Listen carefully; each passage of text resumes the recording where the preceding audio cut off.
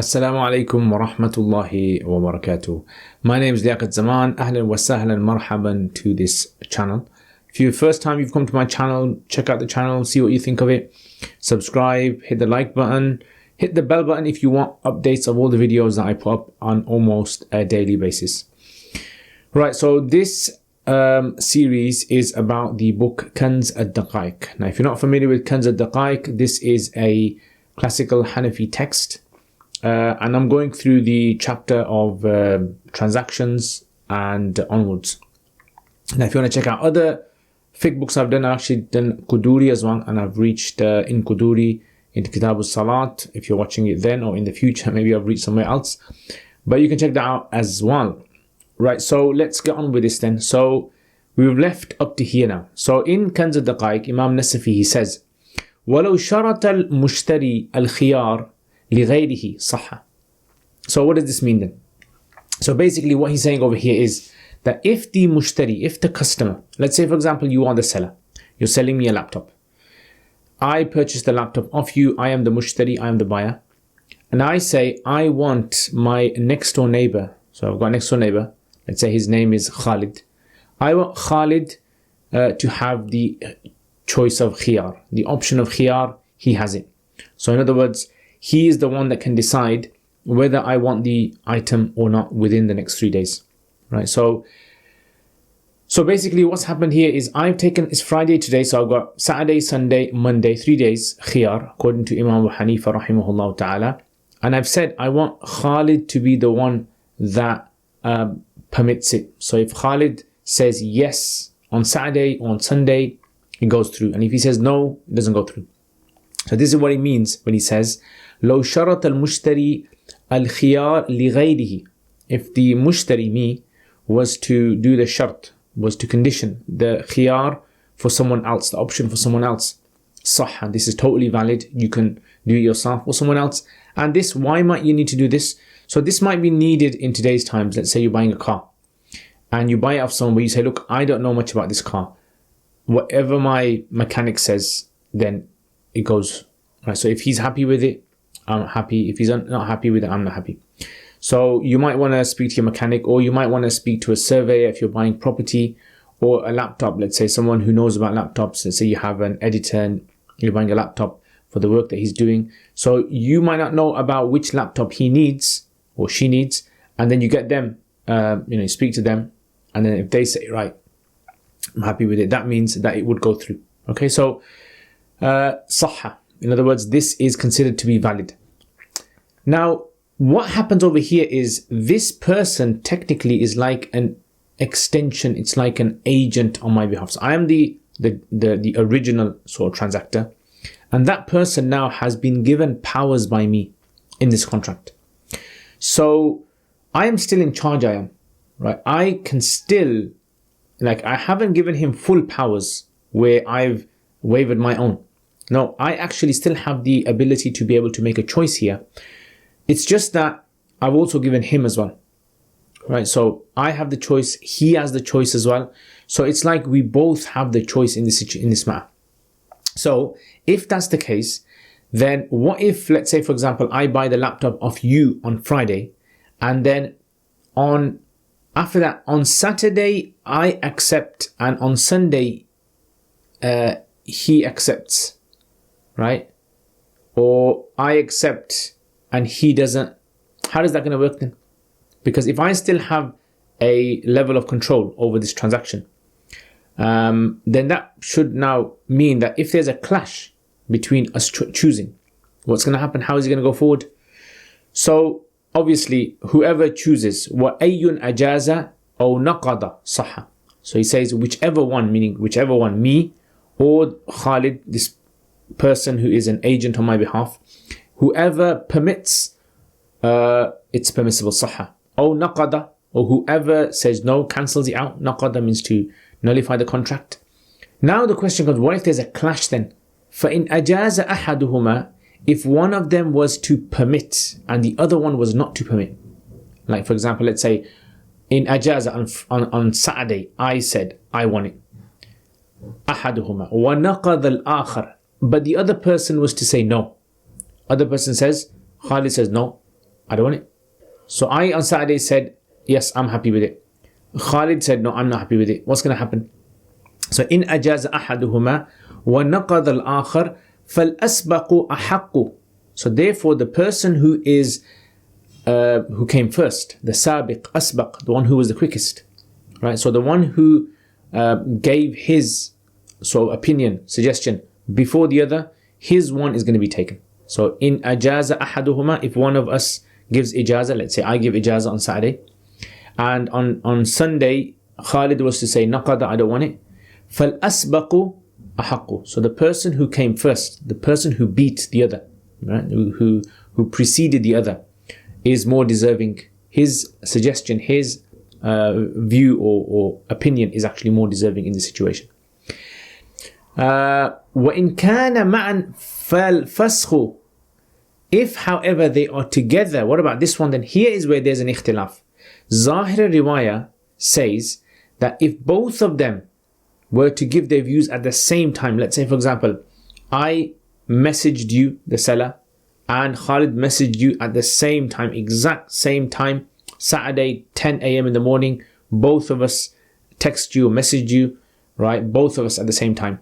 Then what's going to happen? فَالْفَسْخُ. Then the view of fasakh will be taken, meaning that the contract will be considered to be cancelled. So cancellation overrides approval. That's what the basically kind of maxim is. That this is what the maxim that they base it on. That cancellation, when two opinions are together, one is for prohibition and one is for permission, prohibition overrides permission. So if I have cancelled and he has agreed, he's given the green light, go ahead, then what the Hanafis basically say is, look, it's much safer to take the prohibition, because if prohibition occurs and the other person allows, you might be allowing someone to do something which they're not supposed to be dealing with. Right? So just to be on the safe side, we'll take the prohibition. Prohibition overrides everything. If the two opinions or the two responses were at the same time, exact same time. However, some of the Hanafis, like it's attributed to Imam Muhammad rahimahullah, and there's this is where the issue arises in the Hanafi works, where in certain early Hanafi works of Imam Muhammad rahimahullah, there's one view, and in another work there might be another view. So if this ever is the case, how do we deal with clashing views? Right, so sometimes this may happen. You might have a particular mas'ala, Imam Muhammad in his Mabsut might have said one thing, and then in his Jami' al-Saghir might have said something else, or vice versa, or some other books. In this case, how do we deal with this? This is where students, they study the Rasm al-Mufti. Right? By studying the Rasm al-Mufti, understanding how a Mufti chooses opinions one over the other is very, very important if you want to try and grasp this. Now, obviously, this opinion is the Zahir Riwayah position, but there is another opinion which is no, you actually give preference over here to the view of the permission. Permission is given preference over the cancellation, basically, right? So this is not the Zahir Riwayah, this is like a Ghair Zahir Riwayah, but there is that view is in the books here, is mentioned, right? So okay, we're just going to stick to what the Zahir Riwayah says. In kana ma'an, if both of the jawabs, if both of the responses are at the same time, one is saying yes, approval, and the other one is saying no, cancellation, then the cancellation one is going to be given precedence, preference over the other one. Okay, now that mas'ala's finished now. So we've understood from this, the khulasa is that, are we allowed to give another person the last say when it comes to the khiyar? Yes, we are. Okay, that's one. Number two is, are we allowed to, am I still allowed to give my own response, right, to the option? Yes, I am as well. But what if they both clash? So then he says that the one whose response came first, his view is going to be taken, and the other one is not going to be taken. And what if they're both at the same time? Then preference will be given to cancellation. Cancellation is given preference over here. Okay, next. وَلَوْ بَاعَ عَبْدَيْنِ عَلَى أَنَّهُ بِالْخِيَارِ فِي أَحَدِهِمَا. So this is another masala now. If a person was to sell two slaves, now let's ignore two slaves, we don't have like slaves in today's times. Let's choose another example. Let's say two laptops. So you're selling me two laptops now, right? One is maybe, let's say, an Apple laptop and Apple Mac, and one is just a normal laptop. It's two, okay? So لو باع عبدين على أنه بالخيار في أحدهما. If a person was to sell two slaves, right? Now slaves are considered to be non-fungible items. It's a very important point to understand over here, right? They're non-fungible. They're two different things. So like in today's times, a used laptop would be considered to be non-fungible. Anything that's used automatically becomes non-fungible if it kind of changes the price. Things like, you know, nowadays you might have a used car, used furniture, these kind of things. And the fungible items, like anything that can be sold by weight and measure, stuff like that, counted, these are things that are considered to be fungible. So this masala has to be with regards to non-fungible items, okay? So لو باع عبدين, if a person was to sell, you were to sell to me two laptops, let's say, على أنه بالخيار في أحدهما, that the person has a choice, that I have khiyar. In one of them I've got khiyar. So one of them I have purchased, but one of them I have a khiyar. So I bought two, right? You sold me two laptops. One of them I have bought. There's no khiyar in there, nothing. The other one, there is a khiyar. Now, there are four scenarios that can come out of this. What are the four scenarios? So scenario number one, I buy two laptops of you, and I have mentioned, or we have both agreed on the prices of the two.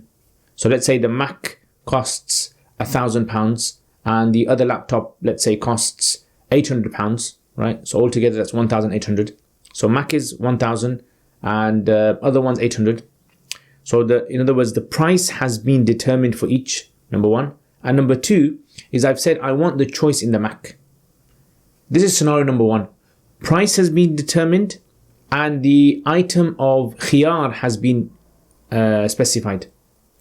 Scenario number two is where none of the two have been done. So I've purchased two laptops of you. One of them, both laptops are for 1,800. I haven't mentioned, or you haven't mentioned what the price of each one is.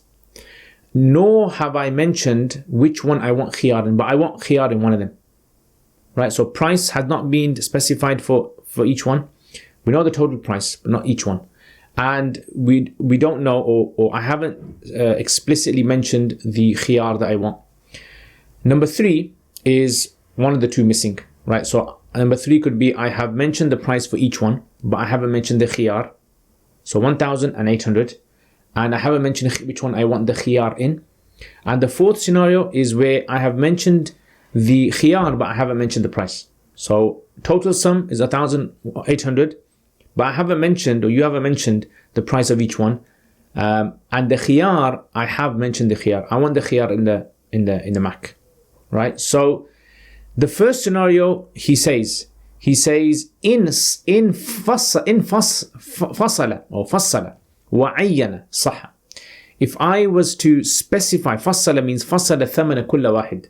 I was to specify the price of each one, and I was to do ta'yin of which one I want the khiyar in, then sahha. This transaction is valid. Meaning out of the four scenarios, scenario number one is the valid one.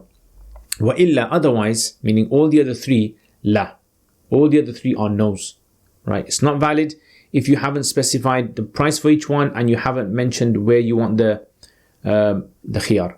It's not permissible if you have mentioned the price but not mentioned the khiyar, and it's not permissible if you have only mentioned the khiyar, not mentioned the price. Why is this for? This is simply because in the first scenario you have been very clear in what you're selling, right? But in all the other scenarios, because you're not clear in what's being sold over here, mubadalatul mali bil mali bit taradi has been done, but because there is a deficiency in the wasf, in the sifa, this transaction is going to be considered to be a defective contract, right? Because what you're basically doing is you are either selling something which no one knows what's being bought and sold, right? So there's jahala there. And also you are kind of like buying something on the condition of something which is not in the contract. Right? You're buying something, I'm buying something from you, and I'm buying a laptop, but I am making a condition that I will buy this laptop on the condition that I buy something which is not in the contract. I am accepting something that's not in the contract. So because of this jahala, because of this type of gross negligence, the contract is considered to be fasid. It won't be considered to be batil. Why? Because mubadalatul mali bil mal bitaradi has been done. Only problem is that it hasn't really kind of completed, right? So that's the kind of like crux over here. Now I don't want to go too much into this. In Imam Hidayah, Sahib al-Hidayah has actually mentioned this in more detail. You can check it out there. You can even check out Bahr al-Raiq. He actually goes in a lot of detail about these 4 scenarios. And all up to here, all you have to understand is that specification of the item when you're buying something, specification of the item is important. Although this chapter is about khiyar al-shart, not about specification, khiyar al-ta'yin. Khiyar al-ta'yin is a different thing, right? It's where you buy something and you haven't decided which one you want, right? You must decide before the 2 parties part, right? So let's say, for example, I put a few things right in front of you. That's something which is permissible as long as you decide there and then which one you want. If you step away, walk away, and you haven't decided which one you want, the transaction will become nullified, right? Why? Because you are buying something, but because there's jahala there of what you're exactly buying, and by you stepping away, there isn't a completion of the contract. So was صح. So he says ولو باع عبدين. So if a person who to sell 2 slaves على, on the condition أنه بالخيار, I have a condition, I have a shart في أحدهما, in one of the 2, in فصل or فصل وعين. If I was to specify, and I was to specify the value of each one, and I was to specify the ta'yin of the item, which item has the khiyar, صح, it is valid. وإلا, otherwise it's not. وإلا لا. That masla is done now. Okay. Okay, I'm just thinking, shall we... Okay, well, I think we'll stop there, because this previous one was quite long, and I don't want to make it too long. So anyway, just to summarize what we talked about today, we talked about that if a person was to do shart, a khiyar for someone else, right? Khiyar of someone else, is this allowed? Yes. And can they do it themselves at the same time? Yes, they can. What if they clash? Well, it's the person who said it first, responded first, or if it's at the same time, then the nullification is given preference over accepting.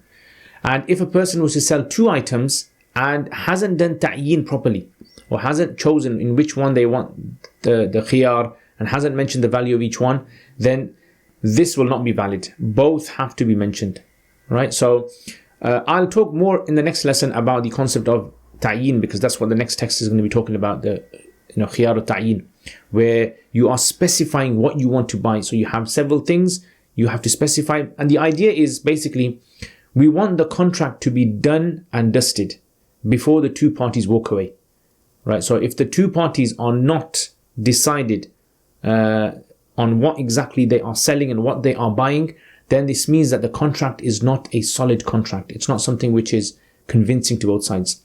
Anyway, I hope you guys enjoyed this lesson. If you have any sort of questions about today's lesson, I know there was this particular topic. Usually when students study this for the first time, it is a bit confusing, the 4 scenarios. But if you play it back to the video, watch it again, try to make sense of it, and maybe even read a bit of Bahr al-Raiq, it will clarify a lot of things. But I've just given it in a very brief, simple understanding. The value of each item has to be specified, and the khiyar of shart has to be specified in which one you want the khiyar shart, right? So this is permissible, and all other scenarios are impermissible or not valid. Jazakallah khair, guys. I hope you guys enjoyed this. Check out my other videos, and I will see you guys next time, inshallah. Assalamu alaikum wa rahmatullahi wa barakatuh. Jazakumullah khair for watching this video. I hope to see all of you guys. If you guys are interested, please leave us feedback, get in contact with us. Assalamu alaikum wa rahmatullahi wa barakatuh.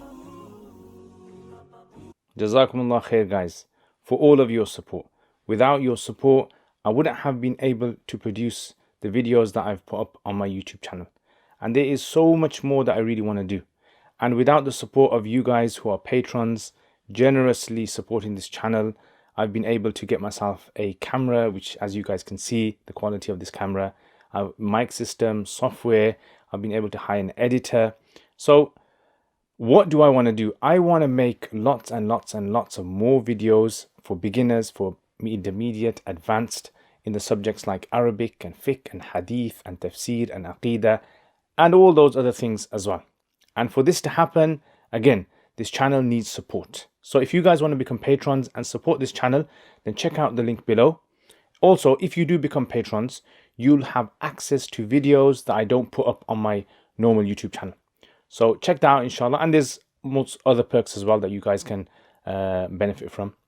And if you want to access this channel through social media, we've got Twitter, we've got Instagram, Facebook page, and other things as well that you can visit. So jazakumullah khair again, guys. Thank you very much for your support. Assalamu alaikum wa rahmatullahi wa barakatuh.